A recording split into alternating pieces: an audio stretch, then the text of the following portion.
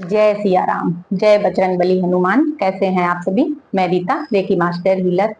देखिए, ये जो पितृपक्ष शुरू हो रहे हैं ना, ये आपके पास ऐसा अवसर है जब आप अपने जीवन में सुख शांति समृद्धि के द्वार खोल सकते हैं। आप छोटे छोटे से कार्य करके बहुत कुछ बड़ा आप नहीं भी कर पाते हैं यदि, तो आप छोटे छोटे से कार्य करके आप अपने पितरों को प्रसन्न कर सकते हैं। उनका आशीर्वाद आप पा सकते हैं, अपने पूर्वजों की एनर्जी के साथ आप जुड़ सकते हैं। क्योंकि देखिए, ये जो आपका शरीर है, ये आपके पितरों के साथ जुड़ा हुआ है। उन्हीं का डीएनए है आप। आपका ये जो शरीर है उन्हीं का दिया हुआ है। सिर्फ आपके शरीर में चेतना आपकी है, बाकी सब कुछ उन्हीं का है। तो जब आप सच्चे हृदय से उनके लिए आभारी बनेंगे, उनके लिए कुछ करेंगे, उनके निमित्त आप कुछ करेंगे, तो आपके जीवन में सुख शांति समृद्धि के द्वार खुल जाएंगे। लेकिन इसके लिए आपकी इंटेंशन बहुत प्योर होनी चाहिए, आपके भाव बहुत प्योर होने चाहिए। यदि आप अपने सिर्फ स्वार्थ के लिए करना चाहते हैं कि आपके घर में सब कुछ बढ़िया चलने लगे, सुख शांति समृद्धि आपके पास आ जाए और सारे काम आपके बनने लगे, तो आप कुछ मत करिए, क्योंकि कुछ भी नहीं होने वाला। क्योंकि देखिए, ये दिखावा जो है ना, ये हमारे समाज में चलता है, दुनियादारी में चलता है ये सब कुछ। लेकिन जो ये यूनिवर्स है ना, यूनिवर्स में दिखावा नहीं चलता है, भाव चलता है। आपका इंटेंशन, आपका भाव बहुत प्योर होना चाहिए। आप अंदर से भाव रखें कि यदि आपके पितृ कहीं मलिनता में फंस गए हैं, या उनको गति नहीं मिली है, किसी कारणवश उनसे ऐसी गलतियां हुई थी, या किसी भी कारण से मोहवश, या किसी भी कारण से वो फंस गए हैं, उनको गति नहीं मिली है, तो इसके लिए आप छोटे छोटे से कार्य करेंगे ना, तो उनको गति मिलेगी, उनको ईश्वर का आशीर्वाद मिलेगा और आपके पितृ प्रसन्न होंगे ना। तो मैं क्या ही आपको बताऊं, आप खुद ही करके देखिए और फिर इसका रिजल्ट देखिए। आपको ज्यादा कुछ बहुत बड़ा नहीं करना है, बस छोटे छोटे से कार्य करने हैं। जैसे पितृपक्ष चालू हो रहे हैं, तो रोज आप सवेरे उठें, सुबह जब सोकर उठें, तो आप क्या करें कि जैसे मैंने ये डायरी बनाई हुई है, ठीक है, ग्रेटिट्यूड डायरी है ये मेरी। तो मैं इसमें ग्रेटिट्यूड लिखने वाली हूँ अपने पितरों के लिए। तो आप कुछ नहीं कर सकते तो आप हाथ जोड़कर बैठिए और सच्चे भाव से, हृदय की गहराइयों से आप अपने सभी पूर्वजों को, पितरों को आभार दीजिए कि बहुत बहुत आपका धन्यवाद। आपने रास्ते बनाए, उन रास्तों पर चलकर आज हम इस जगह पर हैं कि सुख शांति समृद्धि से अपनी लाइफ जी रहे हैं। देखिए, कुछ भी आपके पास ना हो, लेकिन एक छत तो आपके पास होगी ना। आप पेट में रोटी तो खा रहे होंगे ना। तो आप दिल से, हृदय की गहराइयों से आप उनको आभार दीजिए, उनके लिए आभारी बनिए।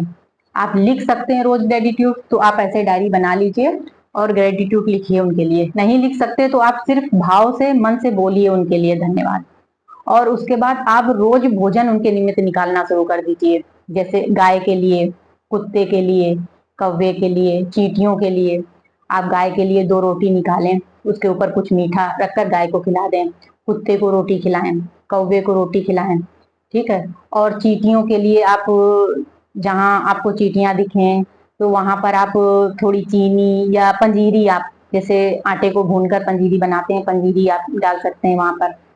और आप नीडी, जैसे जरूरतमंद हैं, उनको आप दान दे सकते हैं पितरों के निमित्त, कि आप दान दें और ये भाव रखें कि इसकी ऊर्जा आपके पितरों को मिले, उनको गति मिले, वो जहां भी हो प्रसन्न रहें, उनको ईश्वर का आशीर्वाद मिले।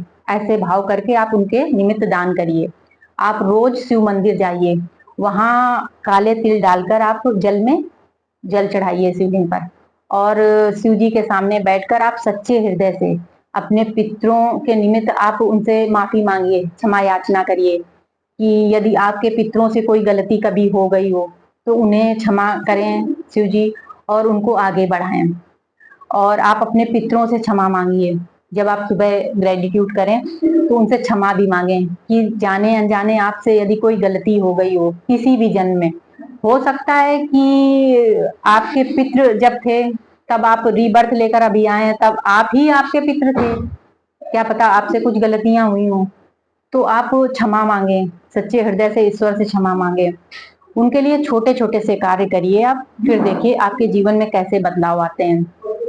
आप जो पुराना शिव मंदिर हो वहां जाइए दर्शन करने के लिए, वहां बैठकर आप प्रार्थना करिए, कुछ समय वहां बैठिए, अपने पूर्वजों पितरों के लिए प्रार्थना करिए। आप जरूरतमंदों को दान दीजिए, भोजन निकालिए उनके निमित्त।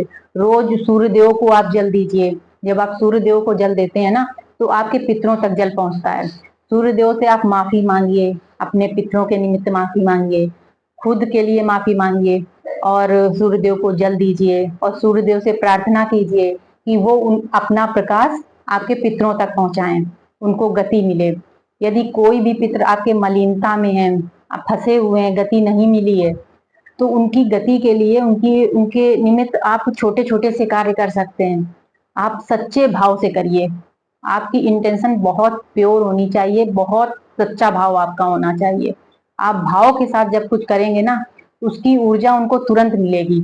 और यदि आप स्वार्थ में करेंगे कि सिर्फ आपके काम पूरे हो जाएं, तो आप कुछ मत करिए, क्योंकि यूनिवर्स में दिखावा नहीं चलता है, दिखावा हमारे समाज में चलता है। यूनिवर्स में सिर्फ भाव चलता है। तो आप भाव से उनको भजिए, आप भाव से उनके निमित्त कुछ करिए। आप दान करिए, आप भोजन निकालिए, आप शिव जी को जल अर्पण करिए, आप पीपल में दिया जलाइए, रोज आप पीपल में दिया जलाइए। तो इस तरह से आप छोटे छोटे कार्य करके आप अपने पितरों को प्रसन्न कर सकते हैं, अपने जीवन से बाधाओं को आप दूर कर सकते हैं। आप भाव अपना बिल्कुल प्योर रखिए, फिर देखिए आपके जीवन में निश्चित ही बदलाव होंगे।